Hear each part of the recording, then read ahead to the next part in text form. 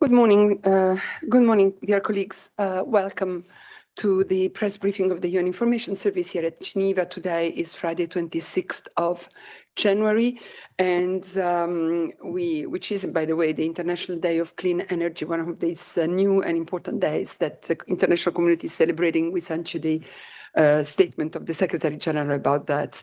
And let's start immediately the press briefing with our colleagues of the Office of the High Commissioner for Human Rights. We've got Ramina with us here on the podium, and in Jordan, Ajit Sangay, the head of the UN Human Rights Office for the Occupied Palestinian Territory.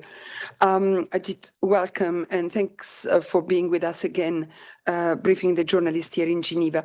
I don't know, you would like to start, Ravina, and then we go to Ajit? Sure, Alessandra. Thank you. Good morning, everyone. You will recall that Ajit briefed you last week from Gaza. Earlier this week, he returned from Gaza via Egypt to Amman, where our occupied Palestinian territory work is currently based. So Ajit will describe to you some of what he witnessed while he was in Gaza and the really terrible developments since then. Ajit, over to you. Thank you, colleagues. Civilians continue to face the brunt of the escalation in Gaza. The situation is nothing short of a catastrophe. Last Saturday, I was in Khan Yunis, where I met with people who were frustrated, angry, and understandably wary.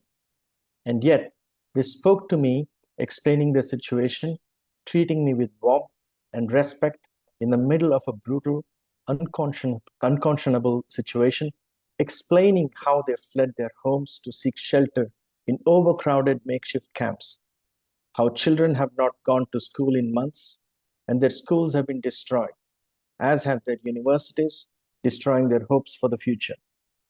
The personal cost to each individual, each family, in addition to the killing of loved ones, family separation, violence against women, documents destroyed, homes and communities uprooted, health deteriorating. In Rafah, I saw displaced people who had been ordered by Israeli authorities to leave their homes with no provision for their accommodation, literally leaving on the street, with sewage running in the streets, and conditions of desperation conducive for a complete breakdown in order. And even in the midst of it all, human rights and humanitarian NGOs, our counterparts in Gaza, continue their courageous work, trying to make sure human rights violations are properly documented and humanitarian response continues, even as their own lives fall apart. Over the past few days, these warm, heroic, long-suffering people that I met have been caught in the midst of ever-intensifying violence from the Israeli airstrikes and street-to-street fighting between Israeli Defense Forces and Palestinian armed groups. There have been near continuous attacks, including on medical facilities and schools in Khan Yunis, UN facilities, as well as residential areas. The people I spoke to fear the extreme violence is spilling into Rafah, which will have catastrophic implications for the more than 1.3 million people already crowded there. IDF shelling continues in areas that it has unilaterally designated as safe areas, including Al-Mawasi in Western Khan Yunis. Even after the explosions were reported in Al-Mawasi on 22nd and 23rd January, the IDF continued to order residents of Western Khan Yunis to move there. The order, which was issued repeatedly on 23rd, 24th, and 25th January, reportedly affects more than 500,000 people, as well as 3 hospitals which have been under heavy attacks and siege: Al-Nazar Hospital, Al-Amal Hospital, and Jordanian Field Hospital. I have very grave concerns that these chaotic and mass evacuation orders are ineffective in ensuring the safety of Palestinian civilians, instead placing them in an increasingly vulnerable, dangerous situation. Attacks on hospitals, schools, and other places of refuge have repeatedly displaced Palestinians into ever smaller areas, with ever decreasing access to the essentials needed to sustain life. Such a failure violates Israel's obligation under international law. Having personally witnessed and heard the testimonies of those who have endured so much pain and suffering, I'm very, very worried. I fear that many more civilians will die, The continued attacks on specifically protected facilities, such as hospitals, will kill civilians, and there will be a further massive impact on access to healthcare, safety and security in general of Palestinians. We're also very worried about the impact of the rainy, cold weather in Gaza, which was entirely predictable at this time of the year, and risks making an already unsanitary situation completely uninhabitable for the people. Most have no warm clothes or blankets. Northern Gaza, where IDF bombardment continues, is barely accessible, even to provide basic humanitarian aid.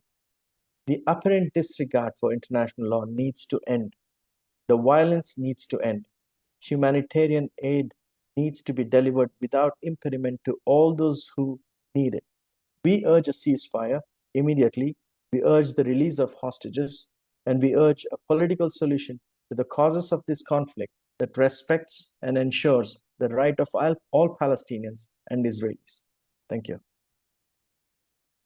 Thank you very much, Ajit. And I'll go straight to the journalist and see if there are questions in the room. Gabriela, was that a hand? Gabriel? No? Anybody has a question here? Sorry. I don't see any hand up, so let's go to the platform. Yuria Prelev, RIA Novosti.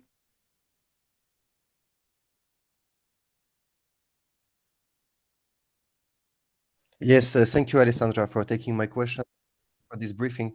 There is a feeling that no UN call, nor the Security Council resolutions, nor the discussions between the UN and Israel have any impact on the conflict. Your office still has no access to Gaza, Israel, or the occupied territories.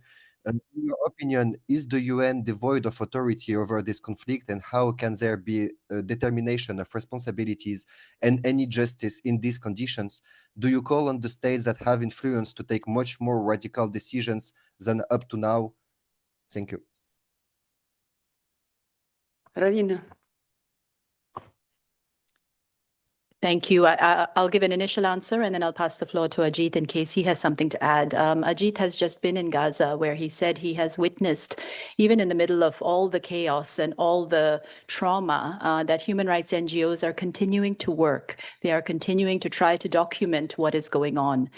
In the fog of war, we are seeing many incidents where there is, just abdication of responsibility. There is blame being thrown around over who is responsible for which attack that ended up resulting in civilians being killed, injured severely.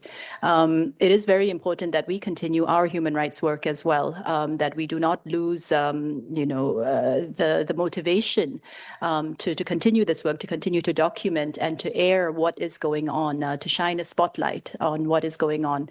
That is our role as the UN Human Rights Office, and to continue to insist on accountability as well.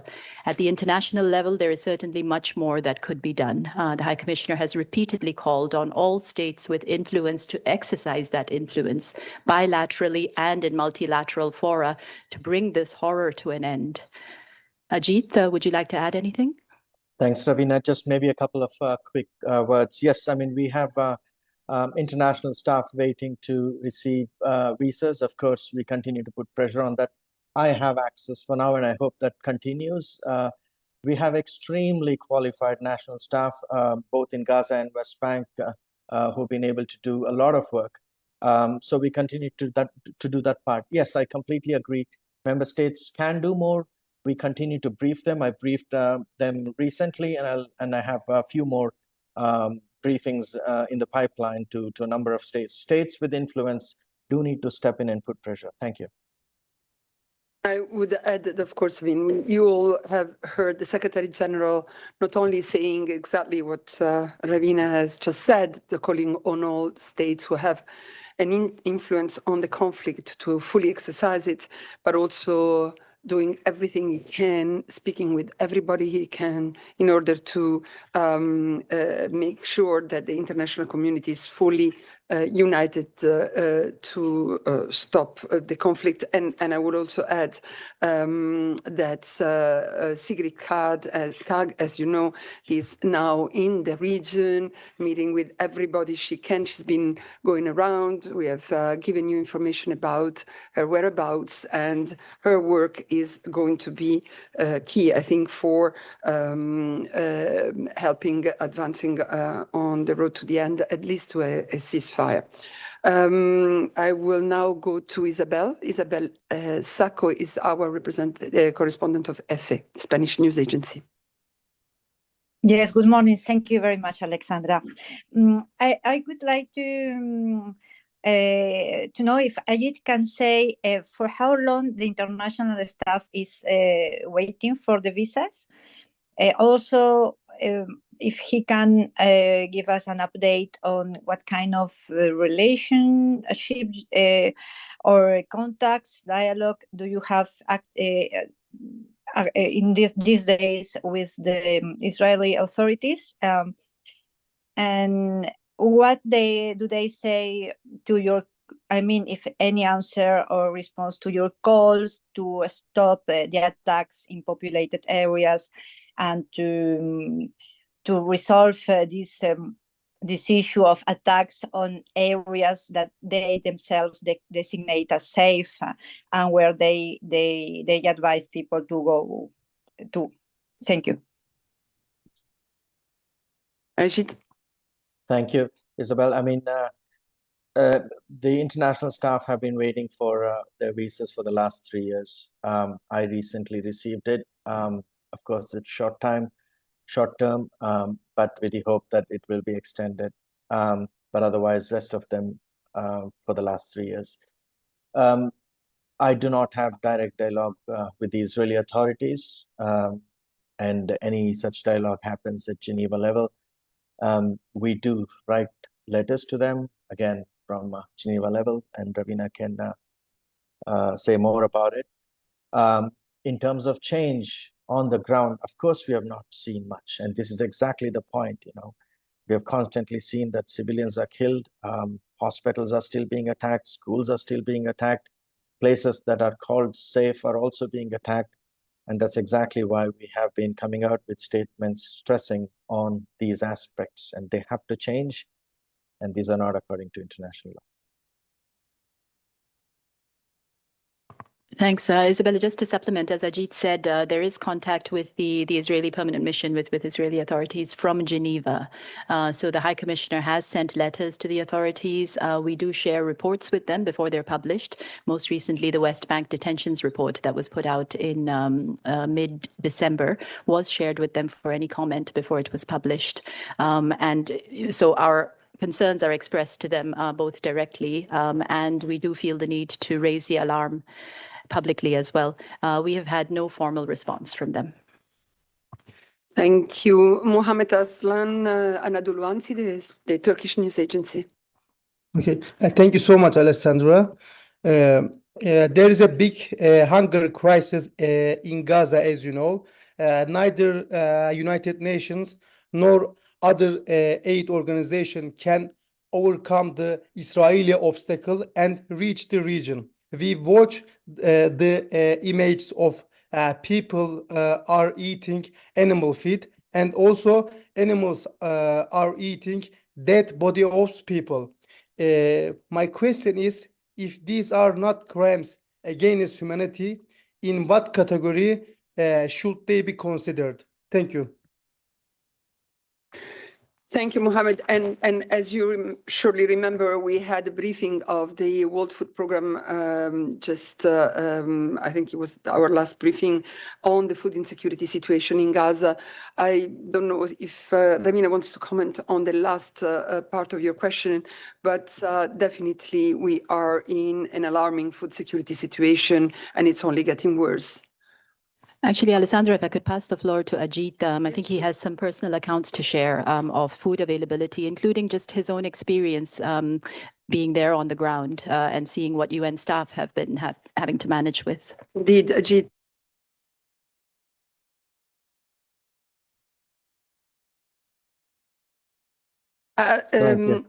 Thank Yes, you. now you're on. Yeah. No, I think the severe shortage of food is something that's visible. People are struggling, and this is the case throughout Gaza, but even more so in the north of Gaza, northern Gaza, where convoys of food are unable to reach, and there's a desperate need for this. I have heard stories of families that have only had one meal a day if they're lucky. There are families that have gone to bed with no food on a particular day. I have seen when cooked meals are brought by NGOs on a cart, hundreds of kids who you can see everywhere run behind those carts for food. That's desperate situation. I've also heard stories of sharing food, lack of food, desperation, etc., etc. So agree, there's a massive urgent need for humanitarian aid in that sense. Thank you, Mohammed. Do you have a follow-up? I have a follow-up. Yes, thank you, Alessandra. My question for Ravina. Ravina, how would you describe that animals are eating dead body of people? What would you like to say about it? Thank you. Mohammed, I haven't seen the specific horrific report that you're referring to. What is clear is that a lot of people remain under the rubble. So when we talk about the death toll that's being published by the Gaza Ministry of Health, that is people who have been confirmed to have been killed, but thousands more are suspected to be under the rubble. And when we saw the weather forecast, when we saw that rains and bitter cold is hitting Gaza now, it's unimaginable to even begin to think about the suffering of the people. Indeed. Lisa Schlein, Voice of America. Good morning. Yes, thank you, Alessandro. Good morning, Ajit. It's nice to see you, but horrible to hear what you have to say, I must say.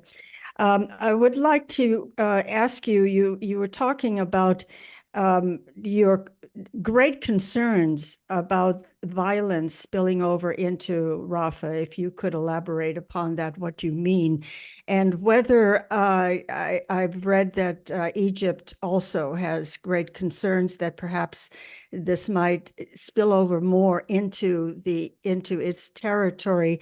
Is that a possibility in terms of people actually rushing the border and going into Egypt? I don't know what the possible scenario might be, if you could elaborate upon that. And then I would, Christian is there from WHO. If you could perhaps tell us about the latest situation regarding the health conditions and the numbers of attacks. I think that attacks have increased and become even more violent. Thank you. Ajit and then Christian. Thanks, Lisa. I think the current situation itself is catastrophic, like I mentioned, but I think if what is happening in Khan Yunis continues the way it is, at the intensity that we are seeing, bombardment and fights and displacement of thousands of people, and there were hundreds of thousands in Khan Yunis already displaced from the north of Gaza. If they move into Rafah, which is already packed, and there are about 1.3 million people in Rafah, which usually used to accommodate about 280,000 pre-7th of October, it's packed, there's no space, people are angry, there's no food, like I mentioned. There can be a civil disorder, and that's one thing, a breakdown of any kind of civil order. That's number one. The second, if the incursions and the bombardment or the street-to-street fight moves from Khan Yunis into Rafah, that will be disastrous further, because there are only two places people can flee to. One is on one side you have the Mediterranean Sea, on the other side you have the Egyptian border. You have fight in the north and you have fight on the Khan Yunis side. So you can only speculate what's going to happen.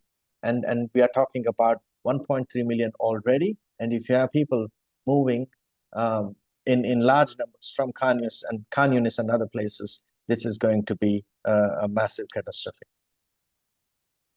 And I would add, that the Secretary General has indeed underlined the risk of that the total collapse of the humanitarian support system in Gaza would have devastating consequences, including a complete breakdown of public order and increased pressure for mass displacement into Egypt, devastating consequences for the security of the entire region.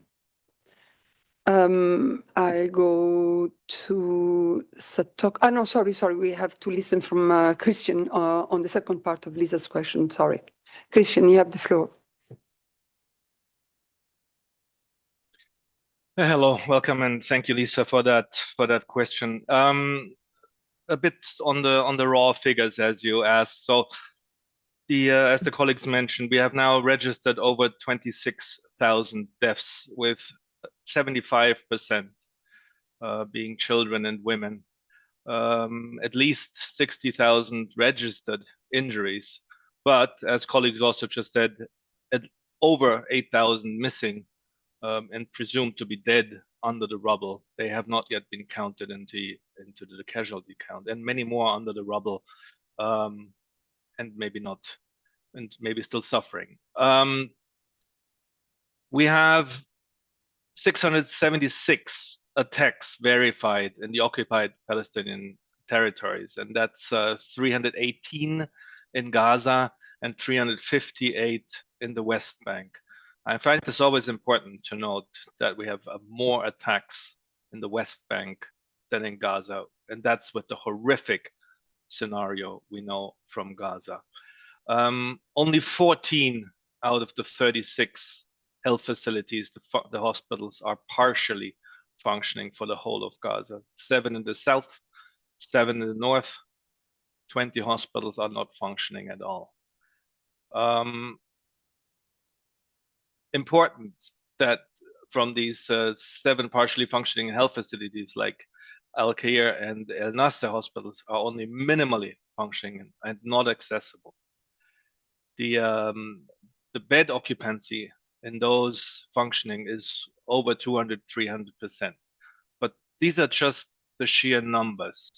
We need to think about what this actually means, because the few functional hospitals in Gaza are in absolute dire circumstances, with hostilities often preventing the access for patients and supplies, like we have in El Nasser right now. People sheltering inside, the area outside under attack, the hospital basically under siege. Nobody can go in, nobody can go out. People not knowing what the next minutes will bring, fearing for their lives, as they are in a hospital which should be a refuge for those seeking help, for those injured, for those wounded, for those with diseases. Disease surveillance remains disrupted, something which we like to keep forgetting. That means laboratories have been shut down or are non-functional anymore. Transporting of samples is difficult, if not impossible. It makes a challenge to accurately assess the scale of any disease transmission. So we are concerned, on top of all this, that the numbers could be much higher than the current limited surveillance system is able to detect. Thank you. Lisa, you have a follow-up?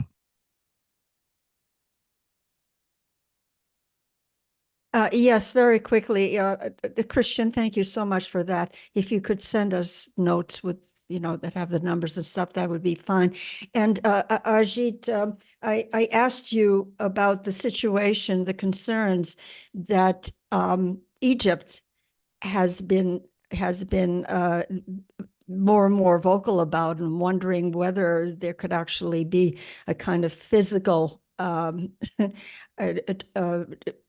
rush of people into Egypt, and what this might involve. Thank you. Lisa, I think that is a terrible situation if that happens, because clearly it impacts the security, it impacts the people in thousands. It's something we are dreading and hoping it doesn't get there. But this is exactly my fear, as I've been saying, that all the indications that we have at this point in time is if Rafah is attacked, then we are in uncharted territory, if I have to put it in that way. Thank you. Yeah, no, sorry, I've got people waiting on the platform. Satoko Adachi, Yumiuri Shimbun. Yes, thank you. Thank you for doing this. With regards to the humanitarian aid, there are some reports saying that Israeli protesters have gathered at the Kerem Shalom crossing in attempts to block a convoy of aid trucks from entering Gaza. And do you know what they are really demanding while the UN fears famine is on the ground?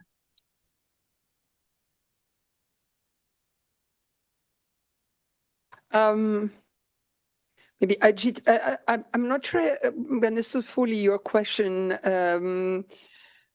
Satoko, you said you wanted to know what we think about the fact that people are trying to get this because aid. Ajita was there at the near the he was in the Rafah, so maybe he had information about these protesters demanding, the blocking humanitarian aid to go into the Ajit? Gaza. I'm sorry, unfortunately, I don't have information on that. Oh, okay. I see Jens is moving towards the podium, so maybe Ocha has something more about that. Jens, thank you.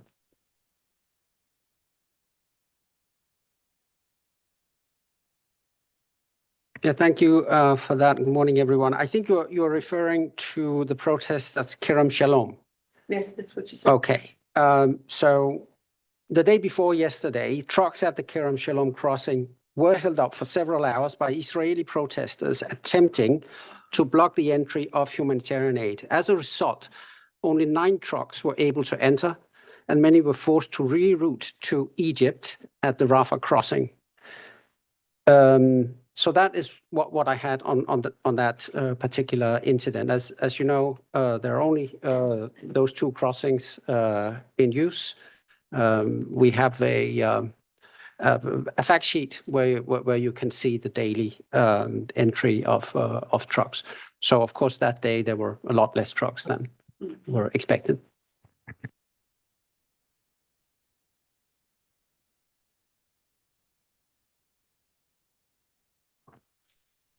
Don't know if Satoko has raised their hands. Maybe just wait 1 second, Jens.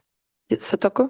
Yes, I saw that in the OCHA Fresh report, but it didn't say what this protester is really demanding for.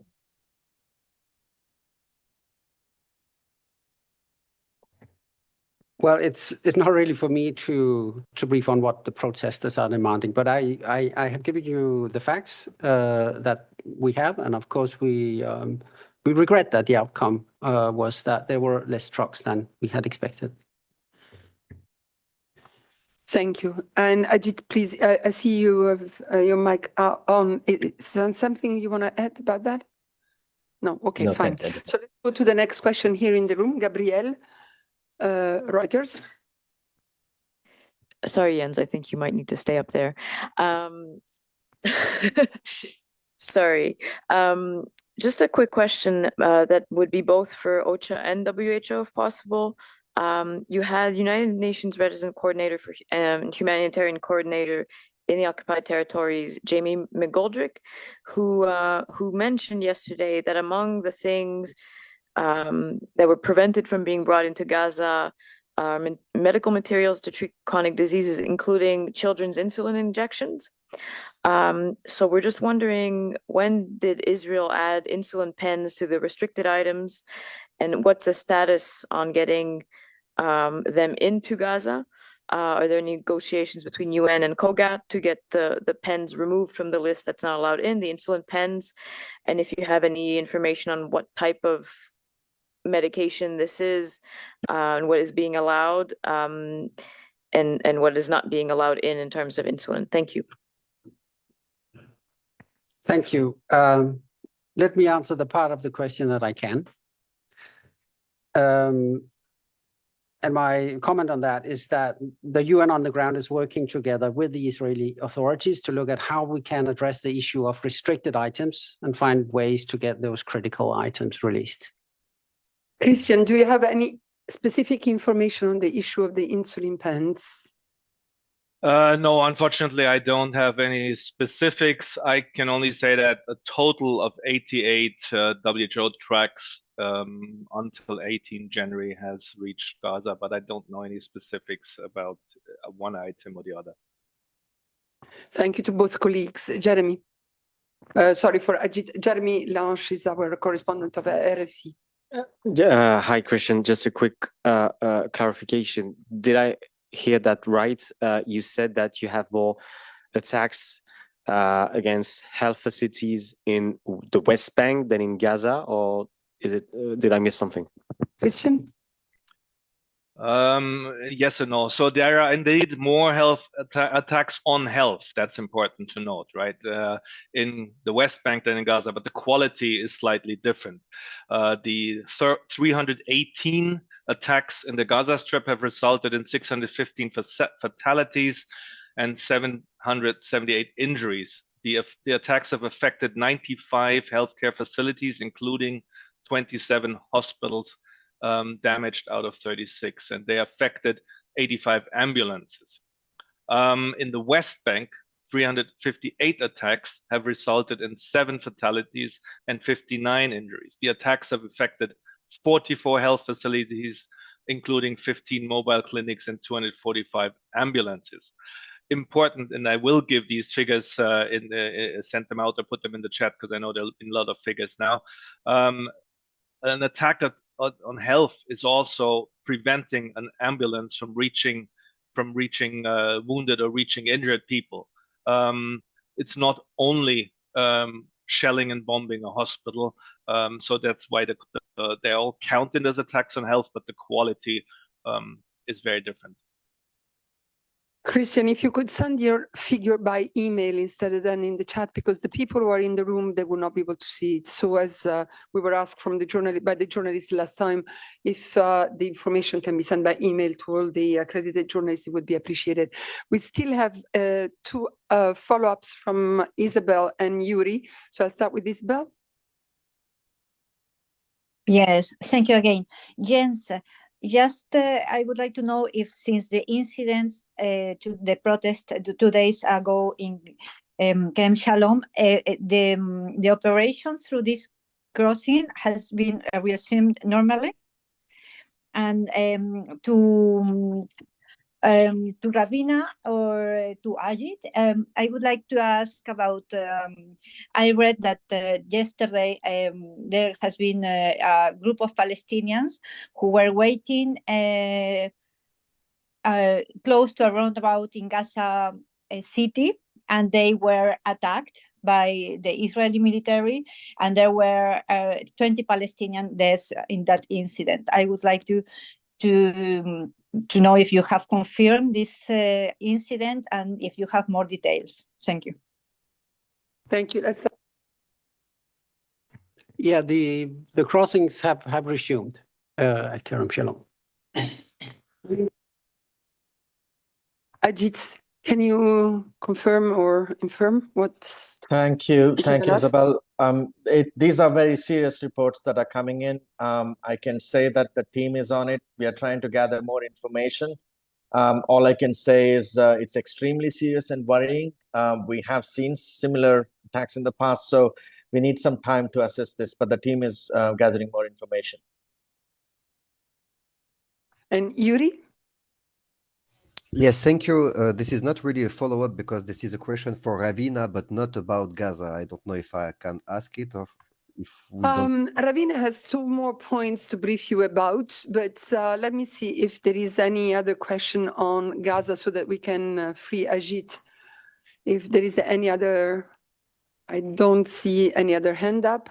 So Yuri, if you don't mind, let us listen. First of all, thank you very much, Jens, and thanks very, very much, Ajit. Please come back and keep us informed about the situation in the territory.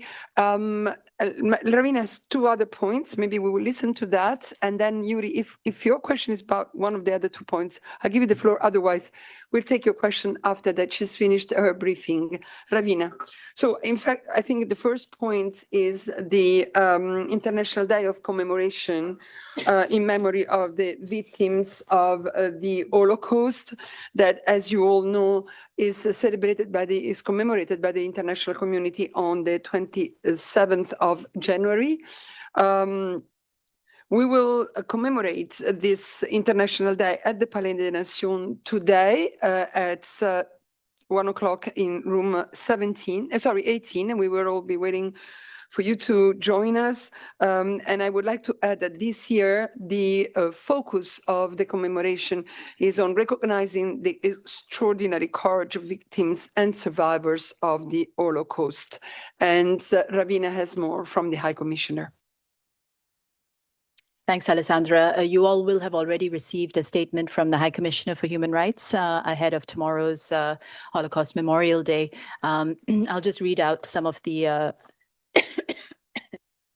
some of the key points that the High Commissioner wanted to make. This is a day of profound importance. We remember and honor the millions of victims of the Nazi Holocaust, children, women, men on whom atrocious suffering and injustice were inflicted by an abominable machinery of mass murder. Some 6 million Jews were murdered in the Holocaust, 1.5 million of them children. Millions of other people from targeted groups were also murdered, including Roma and Sinti people, Slavs, people with disabilities, LGBTIQ+ people, members of resistance networks, and other opponents of Nazism. The scale of these crimes engaged many perpetrators. The Nazi concentration camps and death trains were staffed. The victims had often been identified to the police and therefore sent to their deaths by people whom they knew. Countless bystanders looked away from or were indifferent to what they must have suspected was extraordinary inhuman brutality. The dehumanization that enabled the Holocaust, the depth and scale of this failure of empathy and fellow feeling for the other human beings is incomprehensible and terrifying. It is our duty to seek answers to how these crimes could have been prevented. If we do not, they could happen again. The High Commissioner pays tribute to the extraordinary courage and important lessons that so many survivors have brought to us and admires their resilience. All human beings are born free and equal in dignity and rights. Anti-Semitism and all forms of racism and racial or religious discrimination are intolerable. They are unacceptable. Today and forever, we must stand against dehumanization. We must work to overcome indifference and strengthen our understanding of and empathy with others. The atrocious crimes of the Holocaust must never be forgotten. Thank you very much, Ravina. And at the commemoration, we'll of course hear from the Director General, and the Secretary General will also hold a commemoration at this on Geneva time in New York. Any question on this particular subject? I see Jeremy.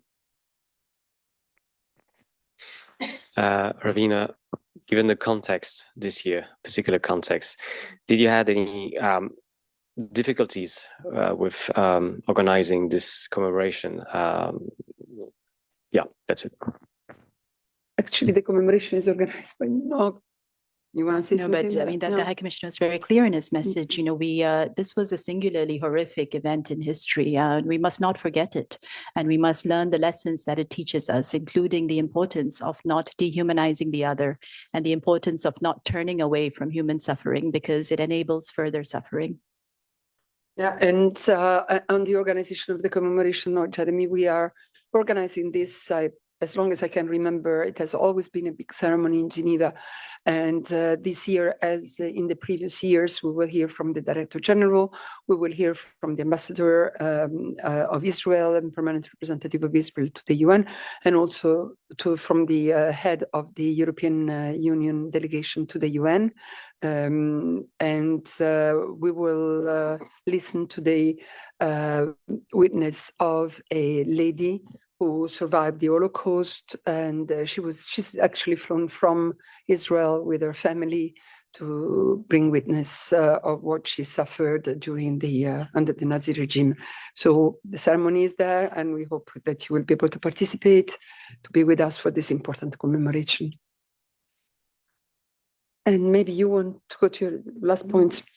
We've already heard you talking to us about the nitrogen gases execution. You have a follow-up on that? No, indeed, Alessandra, in spite of our plea, the execution, as you know, went ahead. The High Commissioner issued a statement earlier today, which you should have all received. We deeply regret the execution of Kenneth Eugene Smith in Alabama, despite serious concerns that this novel and untested method of suffocation by nitrogen gas may amount to torture, cruel, inhuman, or degrading treatment. The death penalty is inconsistent with the fundamental right to life, and we urge all states to put in place a moratorium on its use as a step towards universal abolition. Thank you very much. Any question on this issue of the execution, Robin? Thank you. There seem to be some concerns in the United States about the length of time that it took for Mr. Smith to die. Do you have anything to say about that? Yeah, we've been following the reports, and there are reports that it may have taken up to 25 minutes. It's unclear exactly, and he was writhing and clearly suffering. Listen, what we said is that rather than looking for novel, untested methods to execute people, let's just bring an end to the death penalty. This is an anachronism that doesn't belong in the 21st century. There is no proof that the death penalty deters crime, but on the contrary, there is a lot of evidence of miscarriages of justice, of discrimination in application of the death penalty, which disproportionately is applied on people who are minorities, people who are from poorer backgrounds. So it is time to bring this to an end. What we are concerned about and why we're being so vocal on this is that we are worried that this will now be adopted as an accepted method of execution. We've already seen some other US states that have approved its use. And we would urge them not to use nitrogen gas to execute people and to really work towards a moratorium. Yuri, is your question about this, or I will ask you to wait? No, I will wait, Alessandra. Okay. Thank you. So I'll go to Lisa. Hi, Ravina, you're so clever. You preempted my question, but I'll ask it anyway and elaborate a bit upon it. I have heard that there are actually about 100 people on death row in Alabama alone, and that doesn't take into account the number of other people who are in death row in other states, so-called red states. And so I was wondering about whether you were concerned that what happened with this particular execution, that it would open up the floodgates to similar forms of execution with nitrogen gas, because the Alabama authorities, from what I've heard, are kind of very pleased with the way that it went. You know, somehow a half an hour of writhing in pain doesn't seem to bother them very much. Thank you. Yes, Lisa, we saw that the authorities issued a statement saying that it worked, and it is a satisfactory method of execution. It is not. It is not. It could amount to torture, inhuman, degrading treatment, in violation of the treaties, the human rights treaties that the United States has signed. We are concerned because 3 other U.S. states, as far as we're aware, have approved this method: Mississippi, Oklahoma. Actually, 3 states in total, sorry, Mississippi, Oklahoma, in addition to Alabama, have approved this method, whereas in Nebraska, a bill will to approve the method has been presented. So we are very worried that this could open the door to further executions. And this is why we feel the need to speak out again clearly that this is not acceptable. Jamie? Good morning, Ravina. Thank you very much. I just wanted to, I noted that you have been speaking out on this issue. Does the Human Rights Office have any other action planned? In other words, legal action or various or other measures, either appealing to international jurisdictions or what have you, to try to take action against what you obviously mentioned, and the High Commissioner also both mentioned about, the possibility this may amount to torture, cruel, inhuman, or degrading treatment. What actions can the Human Rights Office take? Well, what's in our toolkit, Jamie, is appealing to the governments directly, speaking to them, writing to them. So the High Commissioner has written to the authorities in Alabama on this issue. And we are speaking out publicly. The UN Human Rights Committee has also spoken out about this issue in the review of the United States. So we do try to use every tool in our toolbox to try to influence the situation. And again, to try to prevent others from following suit. Nick? Yeah, good morning, Ravina. Thank you. I notice you're still saying this could amount to cruel, inhuman, degrading treatment and torture. On the evidence of what happened in this particular case, could you revise that? Could you say whether it does or doesn't actually amount to cruel, inhuman, degrading treatment? Thank you. No, I'm afraid we can't, Nick. We were not there. We saw the protocols. We did not think they were adequate. We've seen the reports that are coming out on how the execution was conducted. So I'm afraid we can't, come to a definitive conclusion. But this is a warning bell, and I hope it rings loudly. This is a warning bell that this could amount to torture in violation of international human rights law, and it must stop. I think there are no other questions on this subject, Ravina. So let's go to Yuri for his question. Yes, thank you, and thank you for, don't forget it. Ravina, regarding the fall of an EL-76 in Belgorod that was shut down by Ukraine, now all the forces are agreed that it was shut down by them. Your office told me today that it is looking for more information. So I just wanted to know if you are in contact with the Russian and the Ukrainian authorities to obtain some more details on that. And if you have asked to send a team on site to Russia to conduct investigations, because this is one of the things Ukraine is asking for. So just to know if you have something on that. Thank you. Yuri, I don't have an update. Our office is looking for information and trying to understand and substantiate exactly what happened. I do not know if they have asked for access on this particular incident. Previously, they have asked for access to Russian territory and Russian occupied territory. But on that specific question, let me get back to you. Other than that, we are still trying to obtain more information about this terrible incident. Maybe just to add to that, Yuri, that yesterday the spokesperson of the Secretary General was asked about the request of President Zelensky for an independent international investigation and if the UN were involved. And he also said that we're not aware of any involvement of the UN at this point.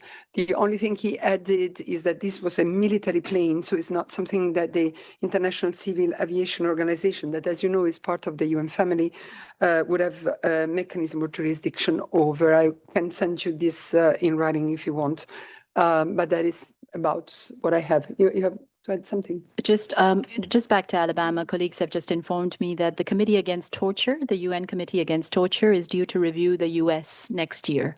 So this issue is certainly likely to come up. US obviously is a party to the Convention Against Torture. Okay, thank you very much to all of you, and thanks to Ravina for this extensive briefing. And I'll now go to Christian, who has an announcement. Thank you, Ravina. Yeah, thank you again. We sent you this morning again the invitation to the registration for the press briefing, the virtual press briefing next Tuesday at 3 o'clock by the WHO Framework Convention on Tobacco Control, looking out towards the Conference of the Parties, which is about to start the Monday after.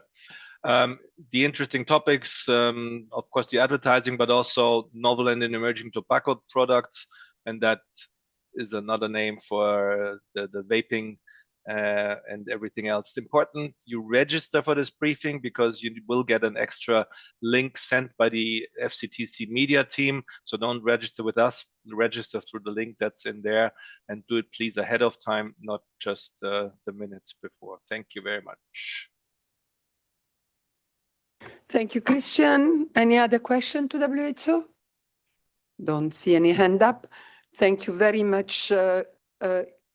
No? Okay. Thank you very much, Christian. Yes, I thought I saw a hand. Paula.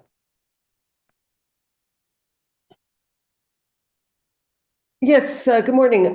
Just wanted to know if you could describe a little bit the build up to this convention out of Geneva, please.